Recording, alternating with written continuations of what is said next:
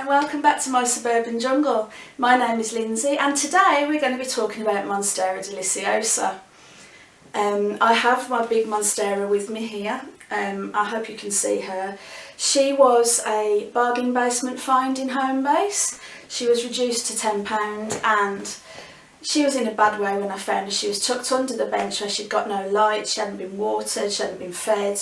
She was in a bad way, and I got her and I nursed her back to health and she's happily growing.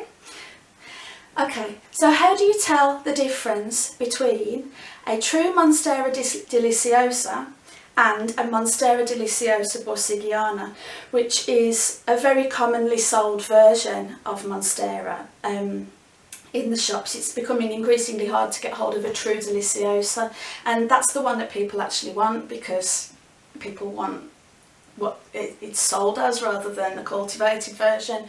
So a lot of the ways you can tell are actually from mature plants, which I don't have to show you, but I'll put some pictures up on the screen to explain what I mean. A true Monstera deliciosa, the stem of the leaf is connected and there are ruffles at the back, so I'll put a picture of that up. Borsigiana doesn't have ruffles connecting to the leaves, so that's one way to tell. A true Monstera deliciosa gets much bigger than a borsigiana does when it's mature. The leaves get much wider, they have many more holes and fenestrations in them, and the whole scale of the plant is just generally much larger. It's slower growing than a borsigiana and it has a different growth pattern. Now the growth pattern is something that is actually quite easy to spot when you know what you're looking for, and it can be spotted in immature plants. So I have here with me my baby Monstera deliciosa, and if you look closely, I hope this shows up on the camera because it's a new camera, but what you can see here is you have a leaf node here, leaf node, and then a very short section of stem and then another leaf node, and you can see aerial roots come out where the leaf node is as well. And do you see how short the internode is in between the leaf node and the next one? It has a much more compact, almost a clump forming growth habit. It does climb, it does vine, but it doesn't vine as wildly as a borsigiana. Now I have a borsigiana here. It's the elbow variegata version, and if I turn around so that you can see what I mean, here we have a node with a leaf, and you can see that there was a large section of internode that was formed. I hope you can see this. There's a large long section of internode formed before the next node, and then another long section of internode. The internode is obviously the bit of stem in between the nodes, hence the name. And this plant has a much more vine forming growth habit, and it shoots up. It's actually very fast growing, and that is the easiest way to tell whether you've got a true deliciosa or a borsigiana, is the way the formation of the growth on the plant. Now I obtained my variegated one as a cutting.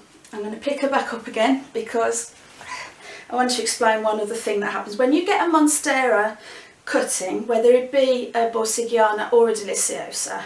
What you're going to find is, whether you buy it rooted or not, that the plant is going to go into shock. Here we can see one of the original leaves of the cutting, and here is the other one, and it had a bit of scorching on the white, so that was cut off, which meant that I got it quite cheaply actually, which, you know, not complaining because it's one leaf, you can sacrifice one leaf. But I don't know whether you can, I hope you can see this, but this is the first new leaf that the plant produced, and as you can see, it's tiny. It looks like a juvenile leaf. Now I wasn't as clued in as I am now about the way these plants grow, so when I saw that leaf with an unusual shape and a juvenile sort of structure, I was a bit worried about it. And then but then the second leaf came and it's still a juvenile leaf. There's no splits or fenestrations, but it has beautiful variegation. But then the third leaf came up, which is this beauty here, and you can see that's bigger still, but still no splits or fenestrations. And then the fourth leaf came up a couple of weeks ago, and as you can see, still a peculiar shape and it's still rather small, but it does have a lovely split. And so what I did, if I just put her down a minute, is I asked on the Facebook group that I'm part of, which is Plant Swap UK. It's a very good Facebook group and the people in there are wonderful and very helpful. And they told me not to worry because the plant is actually forming roots in the soil, and so the plant goes into shock when it's a cutting and it will revert back to juvenile form just while it's building up enough energy to start putting out the big lovely fenestrated leaves. So I have got the beginnings of another leaf starting on this, so hopefully the next one's going to be a more correct shape and is going to look even more beautiful and healthy than that last one, which I'm thrilled with because it's almost a 50-50 split with the variegation. Alright, here is a juvenile deliciosa, which I showed briefly before. Now this plant is about 2 years old. It's another thing that I commonly see actually on my Facebook group is people who've bought a baby one like this and they're really worried because they're not sure if it is actually a Monstera because there are no splits in the leaves, and you know, some philodendrons have heart-shaped leaves like this, and the answer to your question is it is a Monstera. It's just a baby one, and they often don't produce split leaves until they're at least 2-3 years old. This is the most recent leaf on this plant, which as you can see is a good size, but there's still no splits. It's just not ready yet to start producing mature foliage, but when it does, it'll look like its big sister over here. Oh yeah, another thing that I often see is people confused about the way the leaves grow. A Monstera deliciosa will have its splits in it if it's going to have splits in the leaves when the leaf is produced. They don't form once the leaf is unfurled, which is something that I have seen people asking. So I just wanted to put that out there really, that the leaves form with these splits in them when they come up out of the petiole. So, you know, if you get a lovely leaf like this, it's never going to grow splits. So, you know, let's just dispel that little myth right away. The other type of Monstera that I have, I only have a little cutting of it, and I have this little beauty. I got this last week, and it is a Monstera standleyana, and it's only a little cutting, but it is a rooted cutting, and I got it in a little bit of a bargain bundle from somebody, and I'm very pleased with this because it's a naturally variegated Monstera, which means that it's never going to revert, it's always going to be variegated, and I love variegated foliage, especially variegation with white. I think it's beautiful and it's a nice contrast against the plain leaves that I have in my collection. So I'm very excited about this and I'm looking forward to seeing how it grows, but I don't know whether you can see, but this little root node here that's coming out is actually new since I've had it, and this leaf has been unfurling since it came, and it seems to be happy, it seems to be healthy, and hopefully I'm going to have a lovely thriving plant. And I made a little DIY moss pole, really simple, really cheap way to do that. I just got normal plant stick and I happen to have some Hessian sacking material. I bought it to plant my pond up because it's a good way of putting pond plants in without the compost leaching all into the water, is to wrap the roots in like sacking and tie it round. And I've got quite a lot left over, so I have glue gunned it at each end and just rolled it round, and I think that it's made quite decent moss poles. I've got one on my big Monstera as well, and I'm quite happy with them. I'm going to be making some more for my other plants, because that's something that Monsteras do need, is something to climb up. Because naturally, in their natural habitat in the rainforests in South America, they would, as a seedling, grow away from the light, which seems a counterintuitive thing for a plant to do. Plants normally grow towards the light, but Monsteras and some philodendrons as well, they grow away from the light along the forest floor until they find a tree, and then they grow up the tree and reach the top of the canopy, and that's when they seek the light, and that's when they put out their big beautiful leaves. And something I recently found out is that the reason these beautiful splits and fenestrations and the holes that come in form is because there's a lot of hurricanes in that part of the world, a lot of high winds, and if your leaves are already split, the wind's going to go straight through them rather than actually ripping the leaves to tatters. So I've actually seen this plant called the hurricane plant because it can withstand a hurricane, which I think is amazing. So I thought I'd just share that little tidbit with you. Okay, so if we get on to care, I have my big Monstera in a self-watering pot, the same as I have my fiddle leaf fig in. So I'll try and insert pictures of that so that you can see what I mean. I tend to put my finger about that deep into the pot to see if it needs water. If it's dry to about that far down, you know that it's going to need a drink. They need very free draining soil with lots of air pockets in, because if you're a plant that climbs a tree, most of your roots aren't going to actually be in any soil. They're going to be wrapped around the tree trunk and looking for little pockets of water in gaps between branches and things like that. So this plant doesn't like to be in a claggy soil. It doesn't like soil that retains too much moisture. It likes very free draining. So my soil mix is a quarter orchid bark, a quarter perlite, a quarter normal compost, and a quarter coir or coir. I never know how to say that. I'm going to say coir from now on, but I'm sure somebody will pick that up in the comments. But yeah, so it's a quarter mix of the four things. Coir is good because it does hold a little bit of moisture, and it is a source of organic material that will break down and release nutrients over time, but it's very sterile, so it does need to be mixed with other things. So I've got a bit of normal compost in there.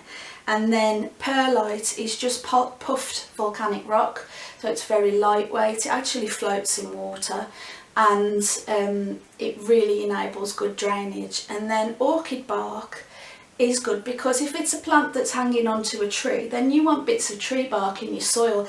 It creates air pockets, it enables free drainage, it breaks down over time and releases nutrients, and it's also something that's very good for your plant's roots to get a hold of and get a grip on. If you've ever seen orchid roots, they're very thick and tough and woody, and that's because they hold on, and the roots on a Monstera are very similarly thick and tough, and they do need something to grip in the soil just because of the nature of the plant. Is what they like. They like a good high humidity. My humidity in here today is 75%. It's a very muggy day here in the UK. We've had a little mini heat wave, which was broken by some quite heavy rain in the night, so it's very humid and muggy. I'm probably glowing right now because of how hot it is, and but I can't have the fan on while I'm filming, so I won't spoil the sound by putting the fan on. Feeding, I feed all of my houseplants regardless, even the cacti and succulents I feed about once a month at this time of year, because everything's actively growing, and so it's going to be taking nutrients out of the soil, so you want to feed it. And Monstera can actually take a bit more of a heavy feeding than some of the other plants. They are quite heavy feeders, they're quite hungry plants. They actively produce big beautiful leaves, so they're going to need nutrients. So what I use is half strength baby bio in my watering can once a month, and I just go around. I tend to water all of my plants little and often anyway, because I'm a high maintenance plant mama.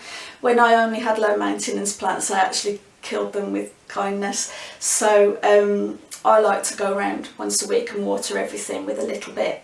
That's just the way I prefer to do things. So yeah, feed once a month in the growing season. When it gets to the end of autumn, stop. Don't feed any of your plants. That goes for all of them really.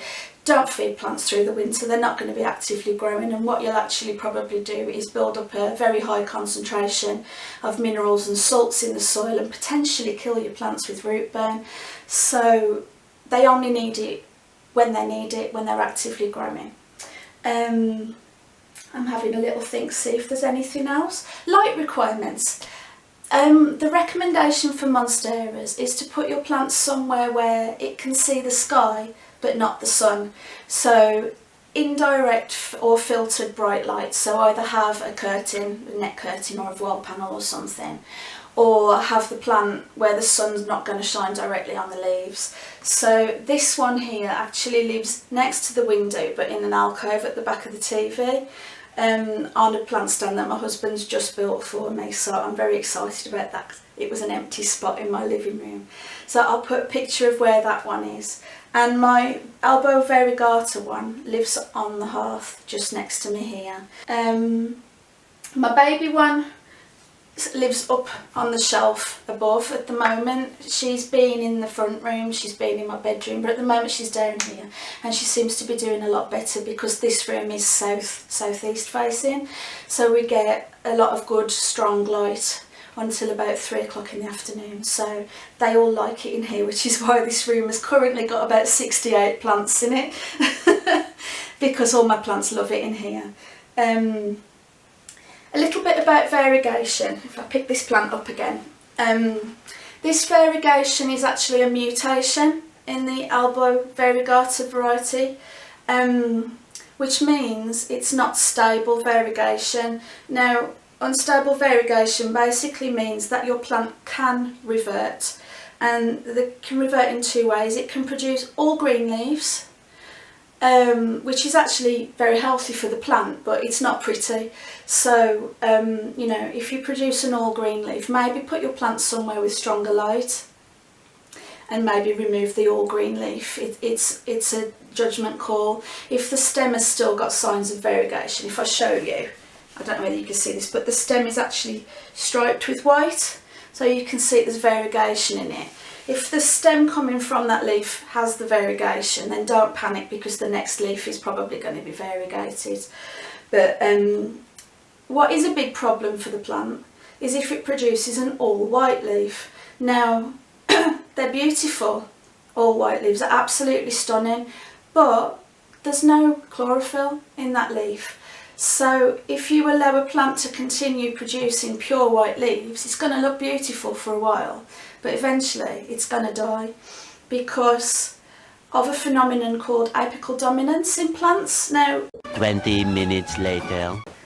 Hello. To my horror, as I was in the middle of explaining apical dominance, my camera stopped recording and I didn't notice. So I'm just going to re-record that bit and hopefully it'll all be good. So, apical dominance is when a plant focuses its energy on the area at the top of the plant, which is where it actively grows from. This is a phenomenon that all plants exhibit. The point I was in the middle of making was that with variegated Monstera, if you've produced an all white leaf, because of apical dominance, the plant is going to focus its energy at that point on the plant where it's actively growing, and it may even sacrifice the all green leaves or the ones with more green on in an attempt to keep sending energy to where it's actively growing. So all white leaves are actually bad news for your plant. If they've got a tiny speck of green, fine, any green is good. But if it's purely white, what you're going to have to do is remove it down to the last variegated node. So on this plant, if this leaf was all white, the node that it grew from was this one. So I would actually have to remove the leaf down to this node in order to stimulate it to potentially grow a variegated leaf again, or even a green leaf again rather than an all white one. Okay. I think after that point in what I'd already recorded, I'd about finished. So I will say, if you've got any questions, please put them down in the comments, and please give me a like and subscribe, and please forgive me for slightly dodgy footage. This is the third time I've filmed this video, and I've had disaster after disaster with it, with my phone camera giving notice, and then another video camera that I bought actually not being up to the job and producing images that I wouldn't have been proud of in a phone 10 years ago. So I actually now have a lovely new Canon PowerShot camera. So hopefully this sticks, and hopefully you're willing to bear with me. So Thank you for joining me. Have a lovely weekend and I'll see you next Friday. Bye!